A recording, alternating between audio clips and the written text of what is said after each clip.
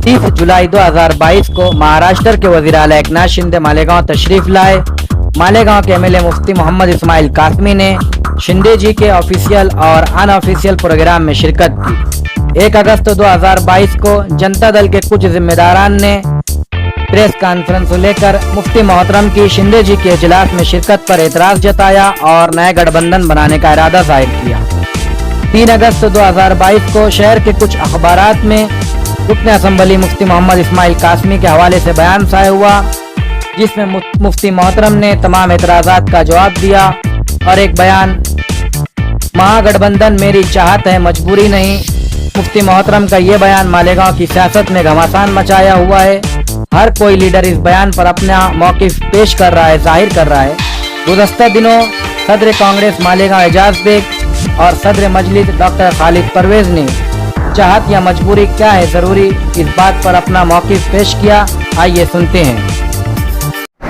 और चाहत और मजबूरी की बात है, हम इनके पास चाहत और मजबूरी लेकर इनके साथ नहीं थे। हमारी चाहत थी, ये भी हमारी मजबूरी नहीं थी। हमारी मजबूरी शेख आसिफ था, जिसको हमको हराना था, हमने उसको हरा दिया। अगर ये चाहत और मजबूरी की बात करेंगे तो, और ना चाहत और मजबूरी, सियासत के अंदर चाहत और मजबूरी चलती, सियासत के अंदर जो काम करेगा वो आगे जाएगा।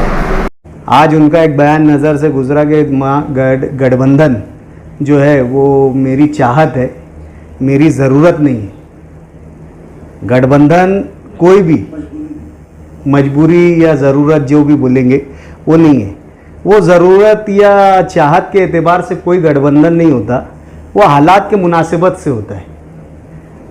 गठबंधन अब आगे हालात कैसे रहते हैं उस मुनासिबत से हुआ है।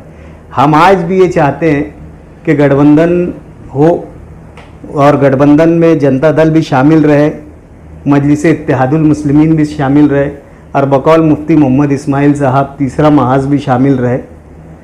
तो ये हमारी अपनी चाहत है, हमारी अपनी ख्वाहिश है। लेकिन मैं ये बोल रहा हूँ कि चाहत और ख्वाहिश के एतबार से कोई काम नहीं होता, हालात के मुनासिबत से फैसले होते हैं।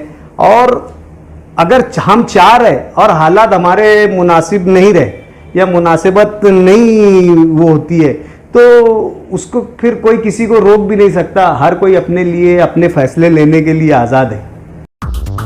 हम आपको बता दें कि महागठबंधन का क़याम 2017 में अमल में आया था।